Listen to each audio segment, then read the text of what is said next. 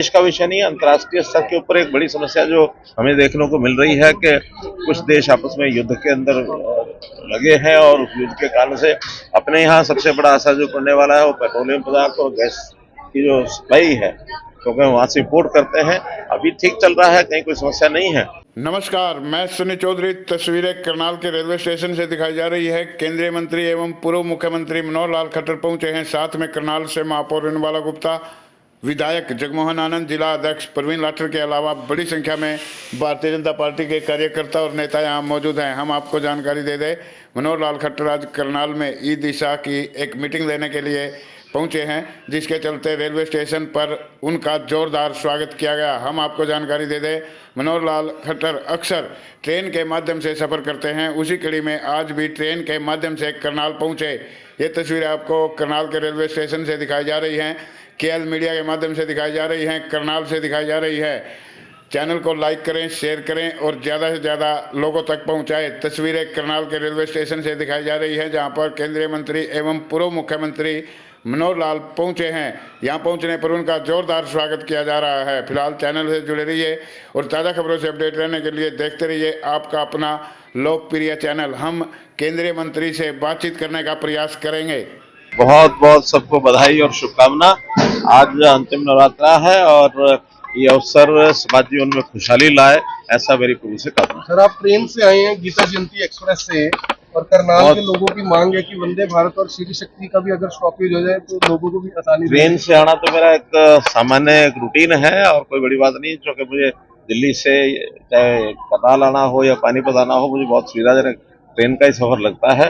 और बाकी यहाँ अधिक से अधिक ट्रेन रुके, ऐसी जानकारियां जो पहले यहाँ से दी जाती हैं या जो डिमांड की जाती है, हम रेलवे मंत्री के सामने रखते हैं। आखिर ये ट्रेन भी पिछले दिनों जब गीता जयंती पर अंतर्राष्ट्रीय गीता जयंती का उत्सव कुरुक्षेत्र में था, तब हमने रेलवे मंत्री जी को कहा था, तो ये ट्रेन चलाई गई। ऐसे और भी जो आवश्यकताएं होंगी उसको पूरा किया। सर, हाई लेवल मीटिंग हुई है, सर्वदलीय बैठक भी हुई है गैस को लेकर। कल क्या स्थिति है? लोगों को ऐसा भी लग रहा है कि कहीं लॉकडाउन ना हो जाए, मतलब एनर्जी वाला। ऐसा नहीं है, क्योंकि कोई अपने देश का विषय नहीं, अंतर्राष्ट्रीय स्तर के ऊपर एक बड़ी समस्या जो हमें देखने को मिल रही है कि कुछ देश आपस में युद्ध के अंदर लगे हैं और उस युद्ध के कारण से अपने यहाँ सबसे बड़ा असर जो पड़ने वाला है वो पेट्रोलियम पदार्थ और गैस की जो सप्लाई है, क्योंकि वहां से इम्पोर्ट करते हैं। अभी ठीक चल रहा है, कहीं कोई समस्या नहीं है, लेकिन जैसा कहा जाता है कि सावधानी हमेशा बरतनी चाहिए। Hope for the best and be prepared for the worst. कभी भी कोई समस्या कठिनाई अगर आ जाती है, उसकी तैयारियां हमेशा रखनी चाहिए। और ये देश के नाते भी जरूरी होता है। कोई परिवार होता है, प्रदेश होता है, कोई भी संस्था होती है, संकट काल के समय कोई कठिनाई आए, उसकी तैयारियां पहले से करनी पड़ती है। इसलिए भारत सरकार की ओर से हर प्रकार की तैयारी, हर प्रकार का हमारा अरेंजमेंट्स वो सब तैयार है। कल को कोई कठिनाई आती भी है तो हम आसानी से रास्ता निकाल ले जाएंगे, कहीं कोई दिक्कत नहीं है। लेकिन अभी किसी प्रकार की कोई कठिनाई नहीं है। आपने भरोसा दिया था कि लोग पैनिक ना करें, लेकिन पेट्रोल पंपों पर लंबी लाइन, एलपीजी जो डिस्ट्रीब्यूटर है उनके पास लंबी लाइनें लग रही है। मेरा फिर वही कहना लोगों को कि किसी प्रकार का पैनिक नहीं करना चाहिए, क्योंकि अगर कोई कठिनाई आती है तो उस समय सारी व्यवस्थाएं करने के लिए हम तैयार हैं। हमारे पास बहुत से ऐसे अल्टरनेटिव साधन भी हैं, इसलिए कोई पैनिक करने की आवश्यकता नहीं है। हमें अपनी जिस प्रकार की परिस्थिति है उस हिसाब से आगे चलना है। अभी परिस्थितियां ठीक है, अनुकूल है, और आगे भी निकट भविष्य में सब हमारे पास बहुत अभी स्टॉक है हर चीज का, चाहे पेट्रोल हो, चाहे गैस हो, चाहे अन्य ऐसे पदार्थ हैं जो विदेशों से इंपोर्ट करते हैं।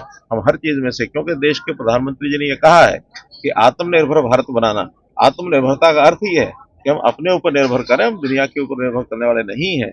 अभी म्यूचुअल जो एक व्यवहारिक लेन देन होता है, वो कुछ चीजें हमारे से वो लेते हैं, कुछ उनसे हम लेते हैं, लेकिन कोई कल को परिस्थिति ऐसी बिगड़ती है तो हम अपने आप में सक्षम है अपनी चीजों का। मौसम भी ठीक रहा, शिमला से भी आ गए और कांग्रेस एक सीट भी जीत गई। देखिए, ये सारी चीजें मौसम की सब बढ़िया चलती रहती हैं, और मौसम साल में बहुत बार अच्छे भी आते हैं, बहुत बार खट्टे मीठे अनुभवी के लोगों के होते हैं, जैसा जिसको लागे वैसा ठीक। सर, एक बड़ी मांग है लोगों की कि हरियाणा के साथ जितने भी राज्य लगते हैं वहां पर इलेक्ट्रिक गाड़ियों के ऊपर रजिस्ट्रेशन टैक्स बिल्कुल जीरो है, लेकिन हरियाणा में जीरो नहीं है, जिस वजह से लोग दिल्ली और चंडीगढ़, हिमाचल में गाड़ियां रजिस्टर्ड। ये हरियाणा सरकार के लोग बताएंगे, मेरे पास इसका उत्तर नहीं है।